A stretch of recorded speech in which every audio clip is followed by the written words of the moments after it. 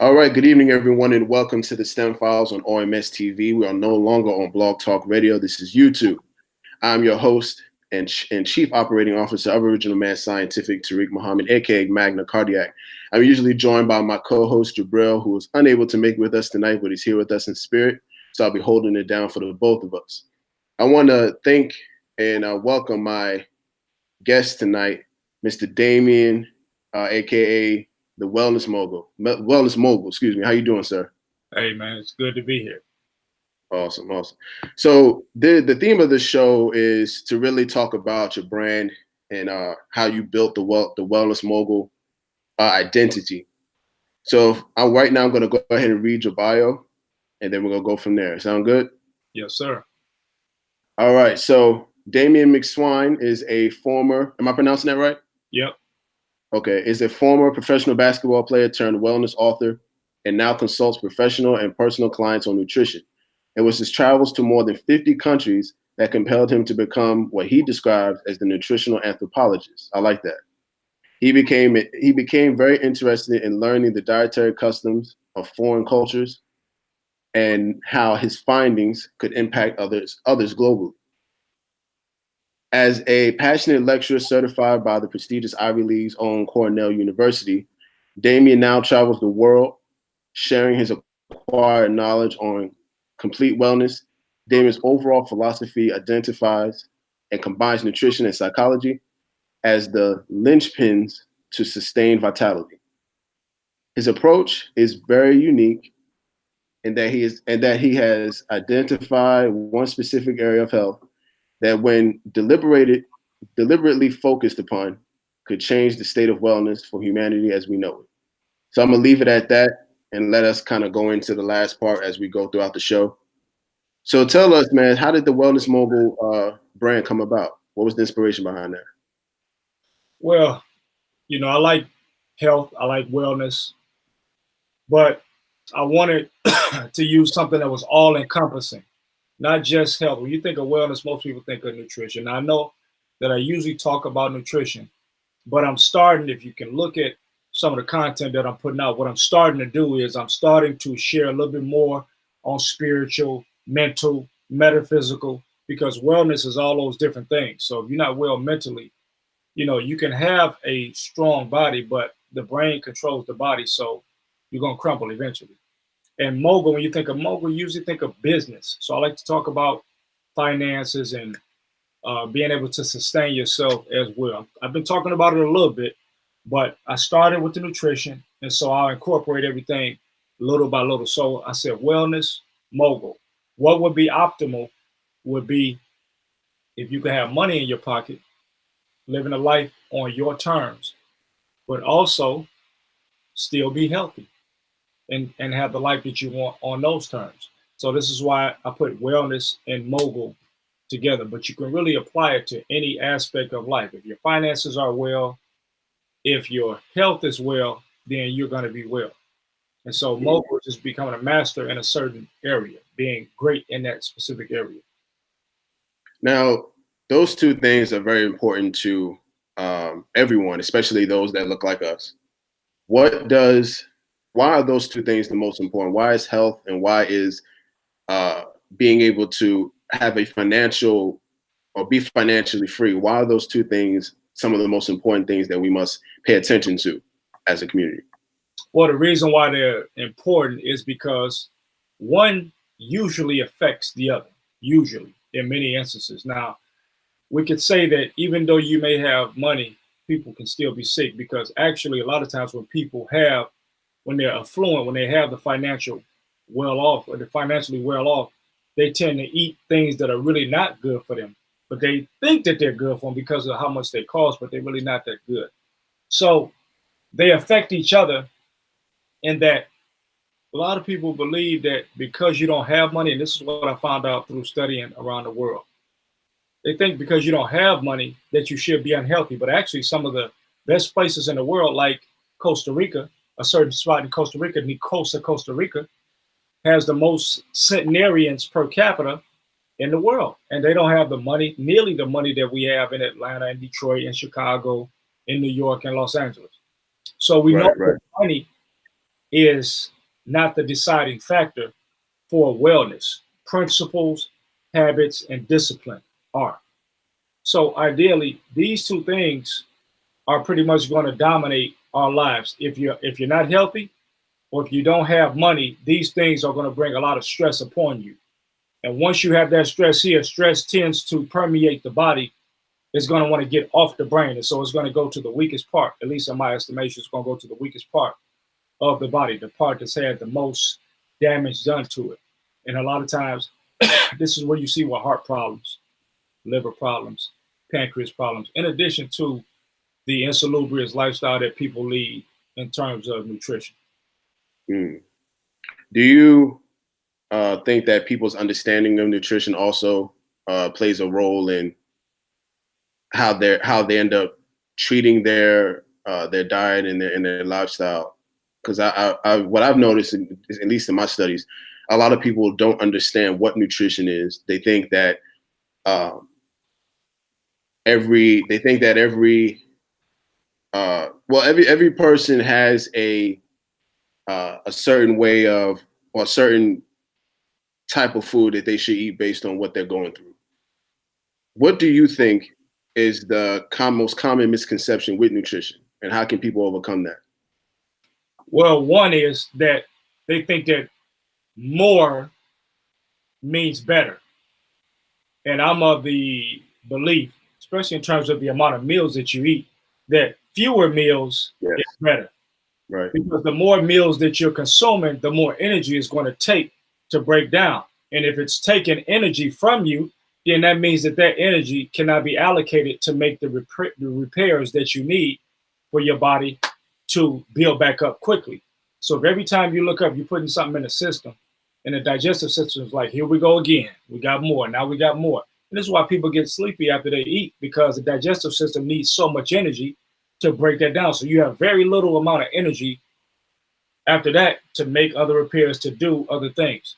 So that's the main thing. The other thing is that all of this meat, people think that you need all this meat. I need all this meat. I need my protein. But protein is the number 3 thing Right. on the list in terms of what the body needs. After the sugar, the carbs, whatever you want to call it, then the fats, then you have the protein. That's why this thing called the keto diet is so popular, because after you run out of the sugars, then you go to the fats. It is not after you run out of the sugars, then you go to the protein.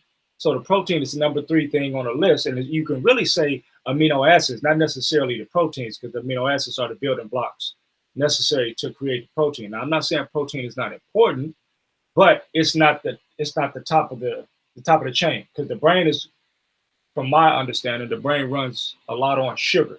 Okay. And once the sugar, now the thing is that the sugar is inefficient. The fat is a more efficient fuel, and the sugar is the main fuel, which is why monkeys can't do what we can do. Once monkeys can't run out of sugar and then start running on fat. They would have a problem. They can't live that way. We can live that way. So that's the other thing with the meat. So you got the meat, you have the amount, and then this whole thing about milk coming from calcium. The calcium coming from milk. You know, when we are not the same mammal, we're looking at, we should have milk, but that milk should come from our mother. And after that, after we're weaned at age 3 or 4, however old you want to go, it depends on the individual. After that, then you start to get your calcium from greens. So I think that's just a big misconception. Milk actually does the opposite from my studies. It actually causes not brain, but bone and joint problems, osteoporosis, shall I say, as opposed to helping. Mm. Now, some people say raw milk and all that, and I don't really get off into, some people do say raw milk, but I don't have any experience with raw milk. If it didn't come from your mother, it's still going to be milk to a degree to me. Gotcha. Do you think there was anything that took place with the sources of milk over time that caused it to be less beneficial to the human being? Yeah, the commercialization of the beef, of all these different things. So now you have the pressure to produce more milk or more cows. So now you have antibiotics, you got hormones, you got all these things being injected, and you have the excessive breeding of these cows. So now all the things that, if we're talking metaphysically, all the things that the cows are experiencing is going into these different things. So now you got more fear, you got more antibiotics, you got more hormones, you have all this stuff. And the milk is being taken against the cow's will. They're hooked up to these machines. And so you have feces and urine and all these different things getting into the milk. And it's pasteurized. And the reason it's pasteurized is obviously because they're trying to clean it. And so just like juice that goes into a bottle, when you pasteurize something, it's going to lose its force. It's losing the enzymes. And that's what we want in fruit juice. So if your juice is in the middle of the store in an aisle, then that means that it's not going bad because it's been heated up. The enzymes have been dead, and the enzymes are what provide the life, as I understand it.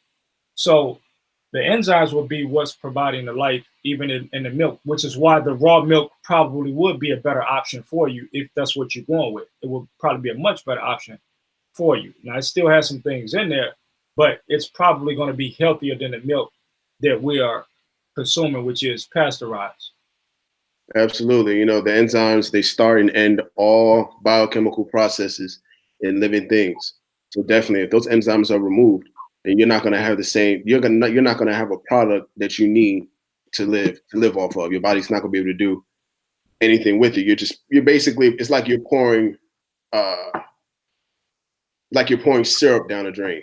Yeah. Sit there and do nothing. You know, so yeah. Absolutely. So let's go back a little bit. Tell us about your pro basketball career and how you ended up in this stage of your life. Yeah. So when I left college, I went to Loyola Chicago. We went to the Final Four last year, ironically.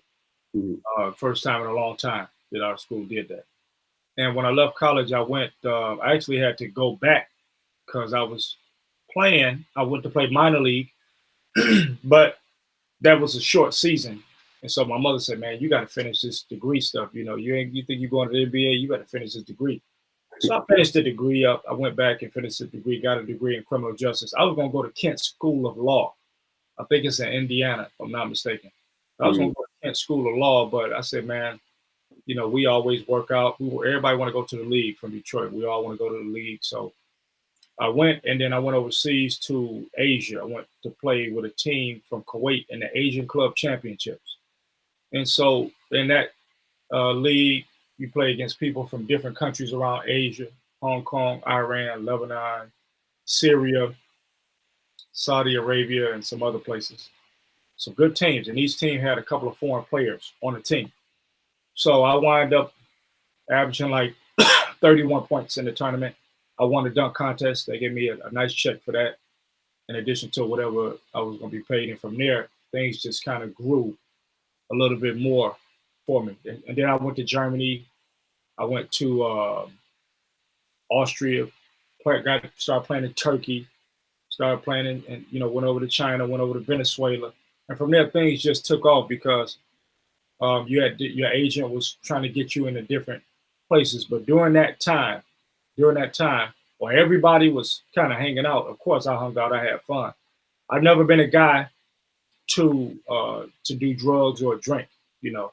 Now, of course, women, that's a whole different story. But drugging and drinking, I've never done that.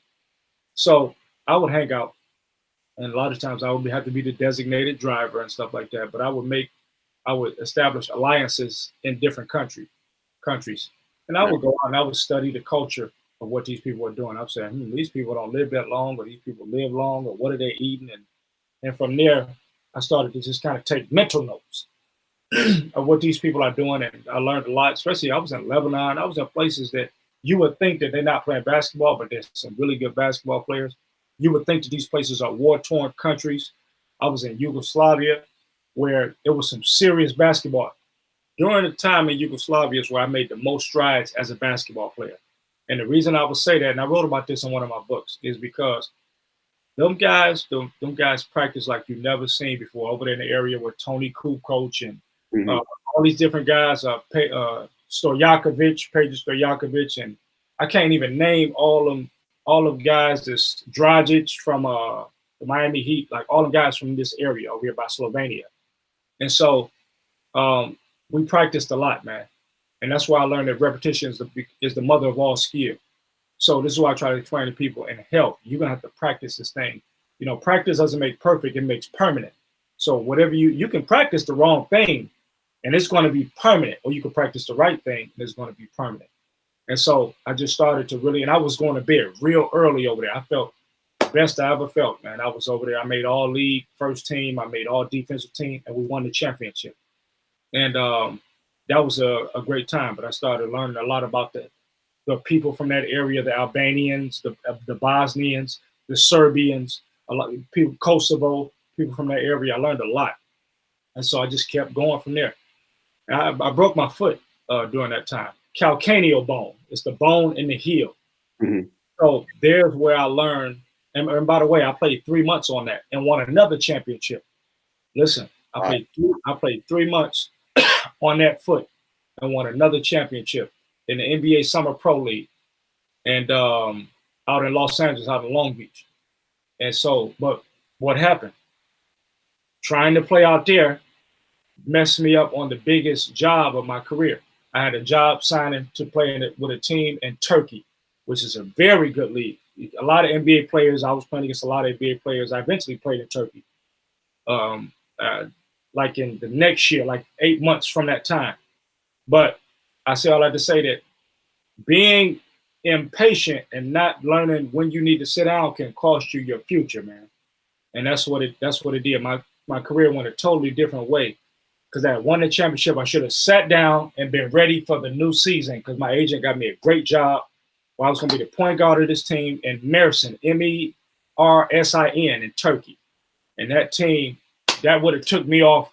I probably could have got back. I could have got to the NBA had I took that route, because they was going to put the ball in my hands and really let me. I would have really got good, because that time that league was so good with ex-NBA players, and I would have been thrown in the fire.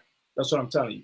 So instead, I had to wait till January, sat out 5 months, and then had to go to another team in Turkey and wind up playing second fiddle to the national team point guard, because you're not going to play over those national team point guards in those countries. Those are the national heroes. And them guys that hate on you, they do you're not going to play over those guys.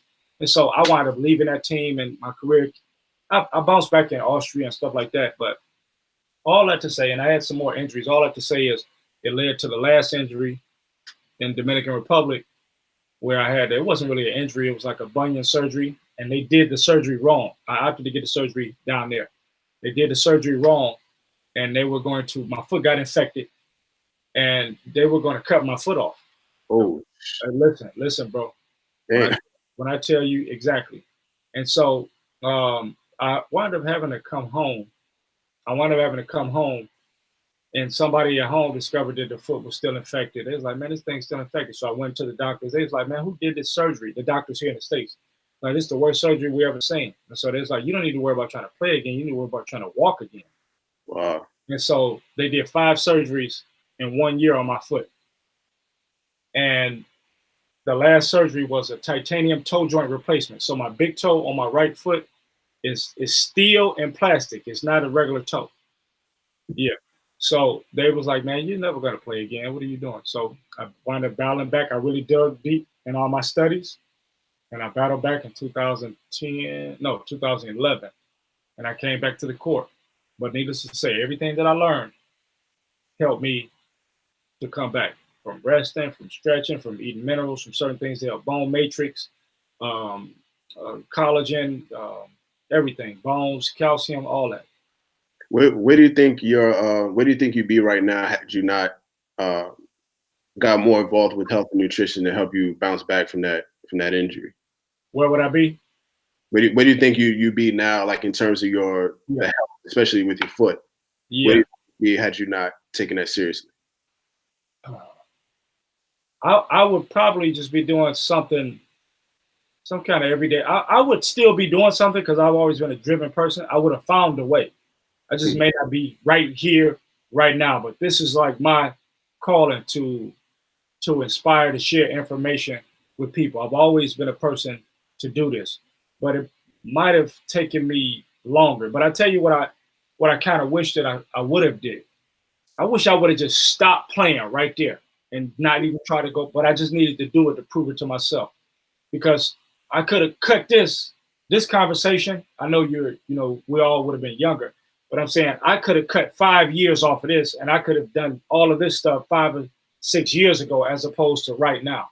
It would have been a lot easier. It would have been a lot better. I could have been ahead of the curve on everything, the Instagram stuff, the Facebook. I'm the last. I didn't know, man.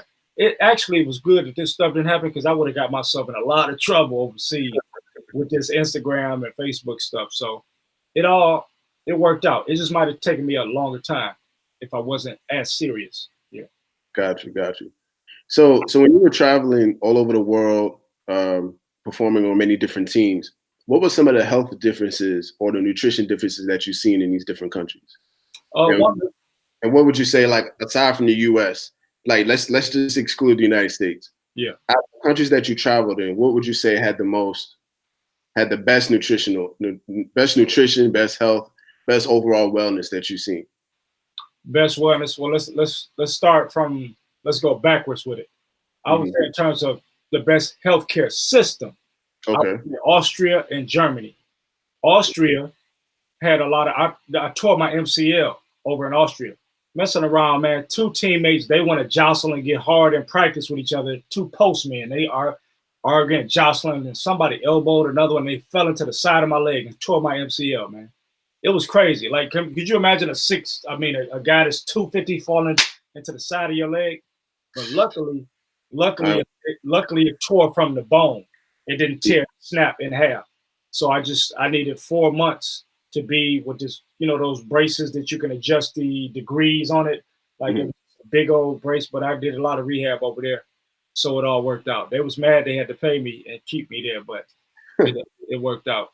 In terms of actual healthy individuals, healthy people, I would say probably Costa Rica, probably the Caribbean, one of those spots well, that's not really Caribbean, but that's like more like Central America. But I would say Costa Rica was fairly good. There weren't people that were gorging on food. I didn't spend enough time in China. I spent a decent amount of time in China, but I didn't spend enough time to say that place was any better.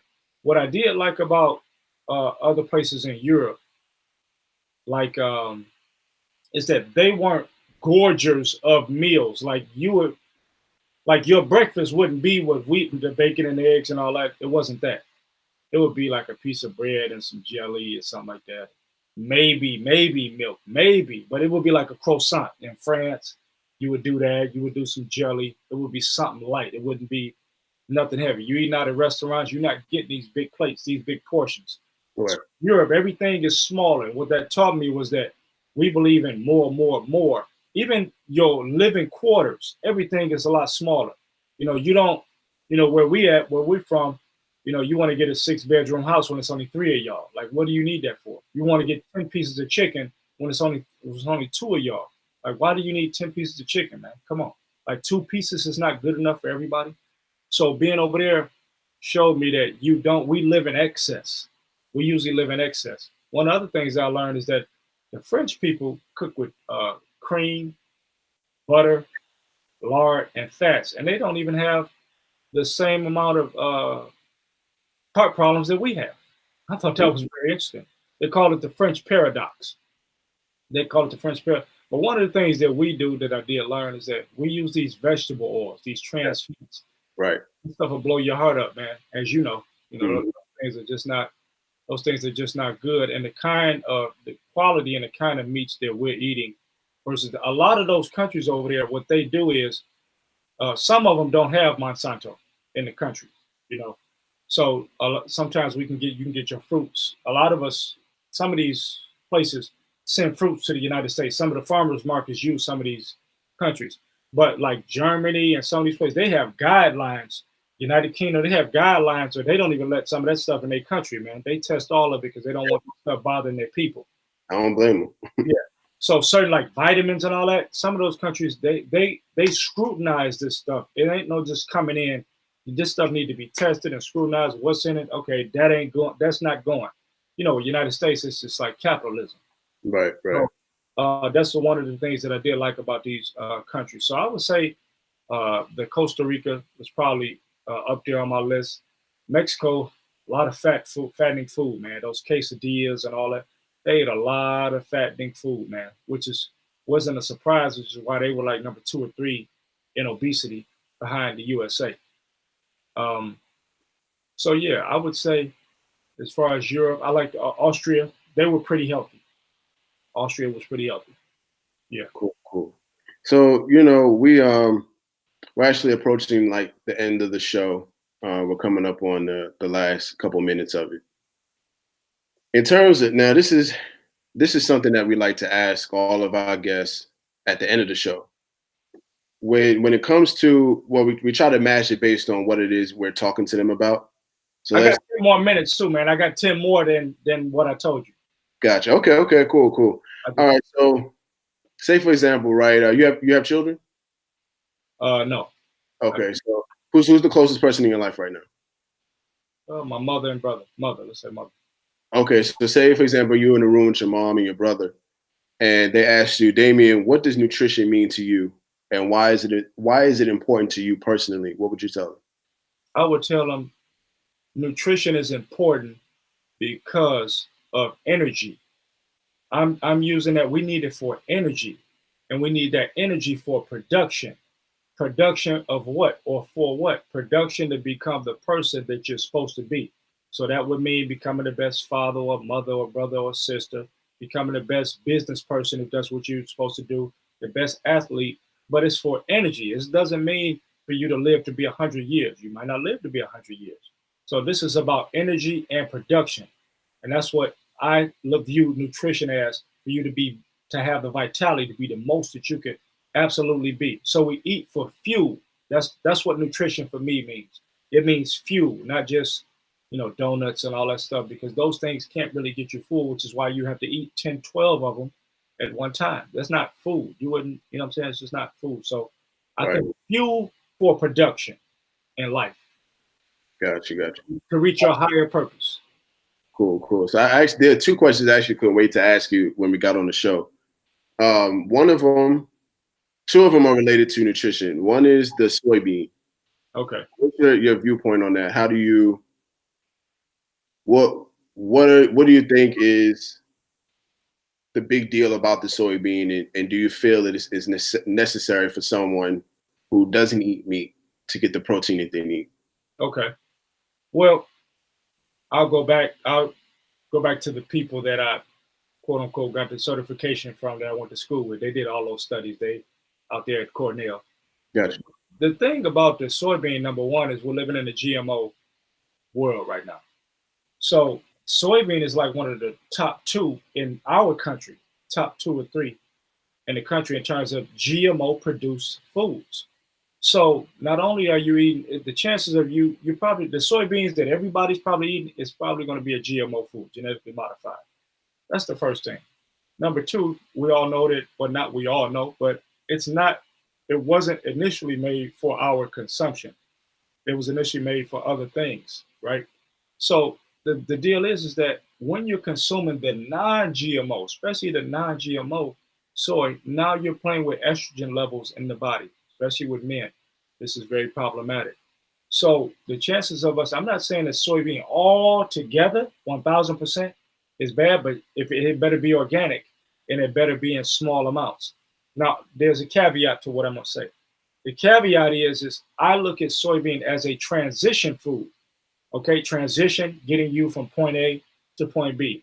So if you're not dealing with meat, then I think the soybean stuff the consistent soybean stuff can help you for a year's time, 6 months to a year's time, to the point to where you get to where you say, all right, I'm through that, and now I can graduate. I can go to garbanzo beans or pinto beans or black beans or quinoa. I can go to all these different things Right. that would help me. But I do not think that it's necessary. I think that eating soybean, if you go out and you eat a bean burger, or people do the Beyond, or they don't do the Beyond burger all the time, but they do these different. I like a brand called Gardein. Sometimes I eat those. They're really good. They got these like, mock chicken things. That's occasionally. I can't get that in Dominican Republic. But you don't need it every day. And I don't think it's good every day. And I think it could be a reason, could play a part in a lot of the. I don't want to get in trouble on your show. you a, Good, good. a lot of the feminization of males today. Yes. I think that that has a part in it because a lot of the chicken, a lot of the turkey, all this stuff, I don't think people understand that the main feed is soy meal. They eating a lot of the chicken eats the soy, the turkey eats the soy. So in essence, you're eating soy by eating those things all the time. You understand? And it's probably not organic soy, as we said. So by default, you're still eating that stuff and you're getting it in your system. And then if you are a vegan or whatever, all these restaurants, everything is soy, soy, soy. So you're getting it in the bloodstream in addition to a lot of the other things that you're already doing. So my thing is, if you're going to eat that all the time, you might as well just stay eating meat. Just eat a lean meat, grass fed. Was it free range? You might as well just eat those anyway. Those are a lot healthier for me. If you do it, and I'm gonna use the word moderation, even though moderation is subjective, but if you do it in small amounts, I think that stuff is better than soy for me. That's just my personal opinion. Gotcha, gotcha. Okay, now speaking of vegans, that was the second question. Okay. A lot of people think that a vegan lifestyle is completely healthy. You have vegans that still drink alcohol. Yeah. You got vegans that will still eat French fries. Yep. What do you think is the most common misconception, and why do you think that Why do you think that conception exists with vegans? But Well, like, let's start with the first part. Why do you think? What do you think is the most common misconception about vegans and about that particular nutritional lifestyle? I think the most common misconception is I don't eat meat, so I'm healthy. I think that's the first thing. Because I'm not eating meat, I'm healthier than you, and you eat meat. And we know that that's not true because if we here's the deal, man. A lot of people say, "Are you vegan?" And all that. I say I eat what I want, but I just so happen to love fruits and vegetables. That's like pretty much what I eat. So the deal is that my grandfather's like 88, man. He eats meat, but he eats the freshest meat, the meat from the slaughterhouse. He used to work at the slaughterhouse, so they're eating deer and they're eating all this stuff. But he lives in Mississippi. So what we do know is I don't personally have any evidence to support any claims of mine that there were civilizations that thrive fully off of no meat. I can't find it. I It's not. don't. Yeah. So I'm not going to act like that. You not eating meat is the best thing for you when I've never seen anybody do it as a civilization. What I would say is that we have to adapt with the times. So I'm saying cut your meat because in this day and age, because of the commercialization of the meat and all this stuff, these animal products, it's a problem for you now. But back when our parents and grandparents were growing up, number one, they weren't sitting up eating 5 and 6 pieces of chicken because most of our parents, most of them or grandparents, they grew up with like 4, 5, 6, 7 brothers and sisters. So it wasn't going to be no eating all this meat and all this stuff. You better get you some rice and greens and beans, and you're going to do all that. And it was on the farm anyway. So these are totally, that's what I always tell people. Don't try to think you're going to be like your parents or your grandparents. You're not. They didn't even know what a GMO was. The idea of you got to put a label of organic. They're like, organic, what? Right. Like, that is like the food came from my garden. What label are you talking about? Exactly. So that this stuff is all made up stuff. So the fact that you got to put GMO, you got to put organic shows you that we're living in a different time. So all this thinking that, well, meat is, listen, I'm saying that the dollar menu is the new soul food now. You sell soul food's a killer, but all these dollar menus, and if I can get a couple burgers for $2, man, and these double burgers, something is up, man. This stuff is not good, man. That's a problem with this. This stuff is going to do something to me. So the whole notion about I'm vegan, I'm safe, it's just untrue. It's not true. And to even add to that, to veggie back on it, not to piggyback, to veggie back on it. Go ahead. Um, a lot of vegans are starchitarians, so they load themselves on. And I'm a guy that likes French fries, but a lot of these people they load themselves on French fries. They load themselves on bread. They load themselves on chips. They load themselves on wine, on all these different things, on alcohol. I mean, drugs are still, drugs are vegan technically. You know what I'm saying? So there's a lot of things that are vegan but it doesn't. Vegan doesn't equate to health. And so when I think of, I don't even like to use the word vegan because some people is wearing leather shoes and all that and belts and skin. Right. Like, come on, man. Like vegan, stop using that word because look at what you're doing. You know, you still using shampoo, and a lot of shampoo comes from lanolin, from sheep's wool. So you still talking all this stuff. Let's just say whole foods, plant based. Let's go with that. That's what I would say. Because the vegan thing is ethical. You got to really be committed to be on that. But I think the major purpose with these people is that they're not eating foods that are nutrient dense. They're not getting micronutrients. They're not getting, they're going for the macros, for the protein, for the carbohydrates, all that, the fats. They're going for all that. But the problem is that those things with the cooking oils, they're damaging the arteries. You're not getting anything that's going to feed the bloodstream. So in essence, you're still consuming things that's going to leave what's called starch slime in the body.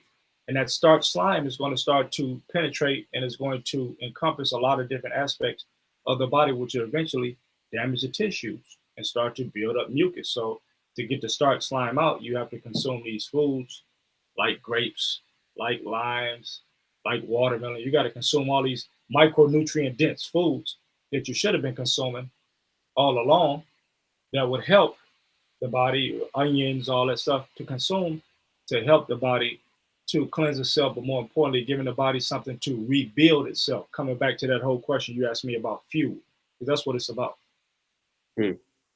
Wow. So I've definitely been fed enough mentally that I would not even have to eat tomorrow. Come on, man. Yes, I appreciate you joining us tonight, man. Thank you again. We gotta do it again, man. You gotta get me back on. I got some jewelry, man. I'm ready. Definitely. We'll definitely do a part 2, and Okay. I actually wanted to get with you and do a few workshops here in Atlanta. But that would be great. Most definitely. That'd be great. So how can people learn more about the Wellness Mogul brand? How can people find you, get in contact with you?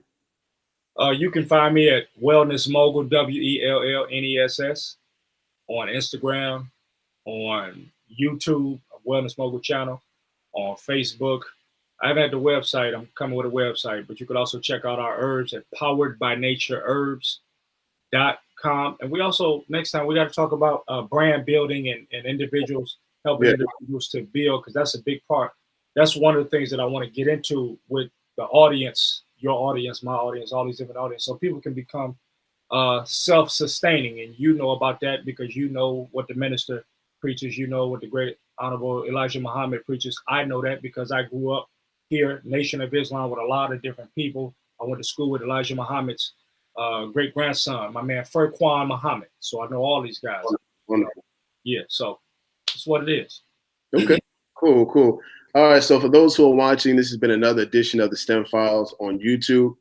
As I mentioned before in the beginning of the show, I'm usually joined by my co-host Jabril, and hopefully next week or when we have our brother back on, he'll be there. And trust and believe, he got, if not let me just put it this way, he has better questions than I do most of the time. So I'm definitely looking forward to you meeting him. For those who would like to know more about Original Man Scientific, just go to our website, OMANSCI.com. Once again, it's OMANSCI.com. Go ahead and subscribe to this channel. Go ahead and tap the bell to get notified when we're doing another live video. And also follow us on social media, OMANSCI_. Once again, that's OMANSCI_. Thank you again, Mr. Damien.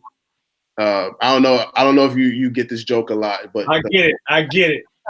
Make pork, make bacon. that's